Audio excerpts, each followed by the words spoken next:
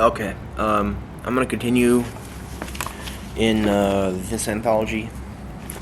I did a couple videos on the ontological argument, and I discussed Anselm, Goneril, and Kant, and stuff like that. And I'm gonna go to the cosmological argument now. I've read this. First, I'm gonna discuss Thomas Aquinas, and then I'll probably talk about Paul Edwards, and William Rowe, and Paul Draper, and William and Craig, and people like that. And eventually I'm gonna move towards the cosmological argument, and Poyman also includes. What is she doing? What are you doing? Poyman also includes the argument from Contingency, an excerpt by Samuel Clarke, which I'm not going to go over exactly, because I think that Thomas Aquinas' 5 ways explains enough that for me to talk about what I think about all these ways, all these different points of Aquinas' version of the cosmological argument. So,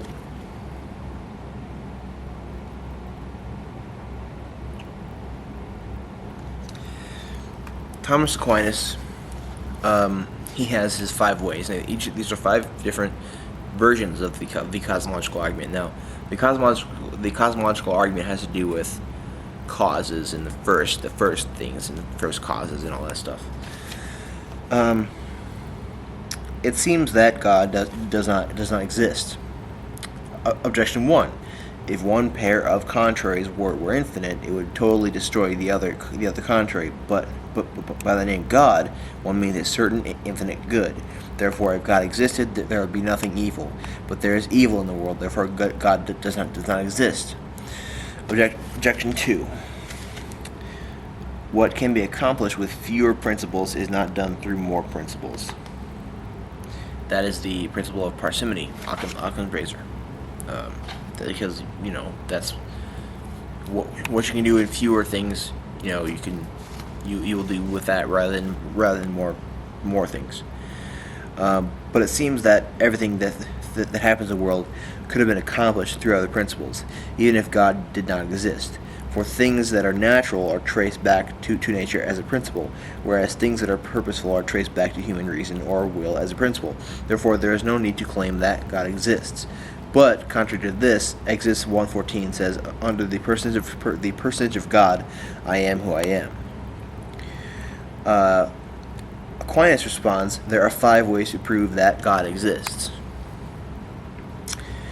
And the first way, this is taken from motion. It is certain and obvious to the senses that in this world some things are moved. But everything that is moved by another. For nothing is moved except insofar as it is in potentiality with respect to that actually toward which it is moved, whereas something affects motion insofar as it is in actuality in a relevant respect. After all, to affect motion is just to lead something from potentiality into actuality. But a thing cannot be led from potentiality into actuality except through some being that it is in actuality in a relevant respect. For example, something that is hot in actuality, say a fire, makes a piece of wood, which is hot in potentiality, to be hot in actuality, and thereby moves and alters the piece of wood. But it is impossible for something to be simultaneously in potentiality and in actuality with respect to the same thing. Rather, they can be in potentiality and in actuality only with respect to different things. For what is hot in actuality cannot simultaneously be hot in potentiality. It is possible. It is impossible that something should be both mover and moved in the same way with respect to the same thing. Or in other words, that something should move itself. Therefore, everything that is moved must be moved by another. If then, now I have a response to this, but I want to just go over I want to go over each of the 5 ways because I have a little response to this, which it's sort of a analogy to another kind of philosophical problem, which also has to do with infinity.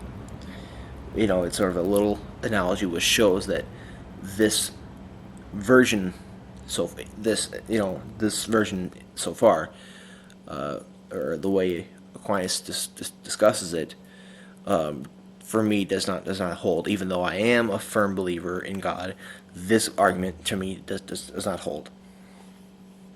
And this is only one reason of many why it does not hold. But this is just one explanation, because of various things that atheists and scientists have proven, because of Darwin and all that things. Not all that is proven. It's proven to be possible, very very possible, and that's where they go off of.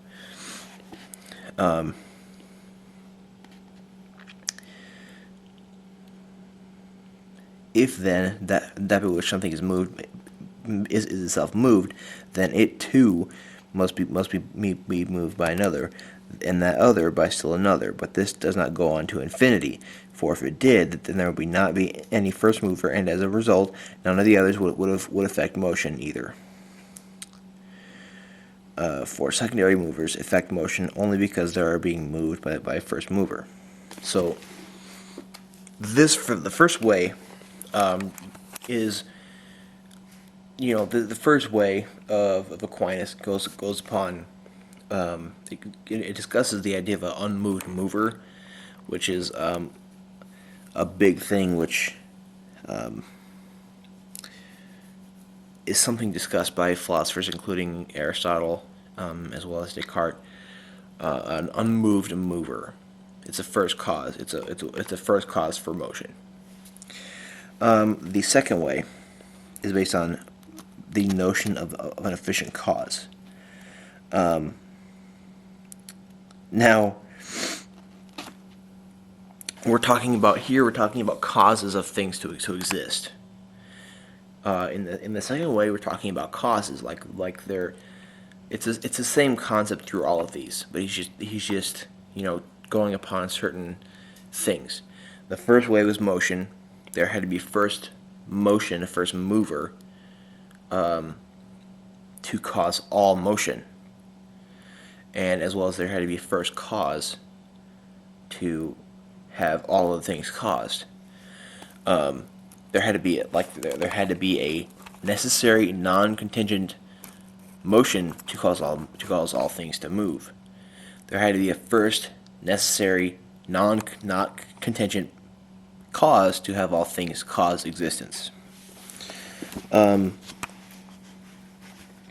Third way is taken from the possible and necessary, and it goes like this: certain of the things we find in the world are able to exist and able not to exist. For some things are found to be generated and corrupted, and as a result they are able to exist and able not to exist. But it is impossible that everything should be like this, for that which is able not to exist is such that sometime it does not exist. Therefore, if everything is such that it is able not to exist, then at some time nothing existed in the world. But if this were true, then nothing would exist even now, for what does not exist begins to exist only through something that does exist. Therefore, if there were no beings, then it was impossible that anything should have begun to exist, and so nothing would exist now, which is obviously false. Rather, it must be that there is something necessary in the world. Now every necessary being, I'm gonna go over to I'm gonna stop this one, and then I'm gonna go to another video and continue with this.